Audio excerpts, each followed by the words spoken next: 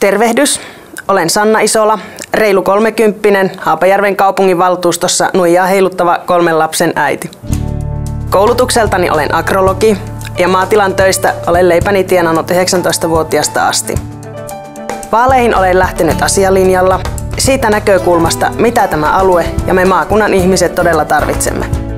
Äitinä, yrittäjänä, kuntapäättäjänä ja maaseudun asukkaana vaaliteemat keskittyvät perhepolitiikkaan ja aluepolitiikkaan. Elinvoimaisessa nuorten maakunnassa tarvitsemme työtä ja koulutusta, hyvinvoivia perheitä ja toimivaa tieverkkoa.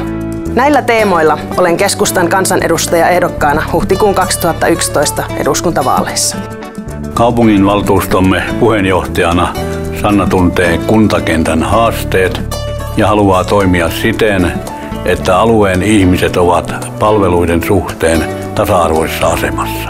Tiedän, että Sanna haluaa turvata laadukkaat peruspalvelut kohtuullisella verorasituksella ja toimillaan edistää yritysten ja työpaikkojen syntymistä alueelle.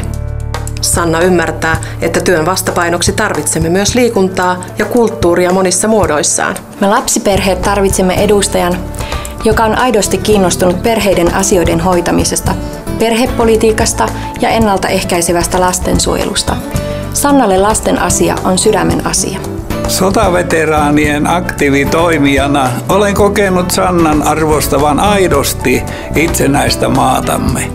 Isänmaallisuutta kuvaavaa on, että hän osaa ottaa maanpuolustuksellisiin kysymyksiin perustellusti kantaa. Eläkkeen saajana luotan Sannan kykyyn turvata ikäihmiselle laadukkaat peruspalvelut. Tiedän, että Sanna arvostaa suomalaista maaseutua, kotimaista ruokaa ja tekee työtä aluepoliittisella asenteella perusmaataloudenkin muistaen. Miksi et sinäkin äänestäisi Sannaa?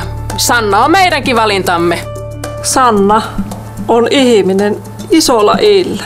Riittävästi rohkeutta, ihmeesti innostusta ja nyt varsin valmiina vastuuseen.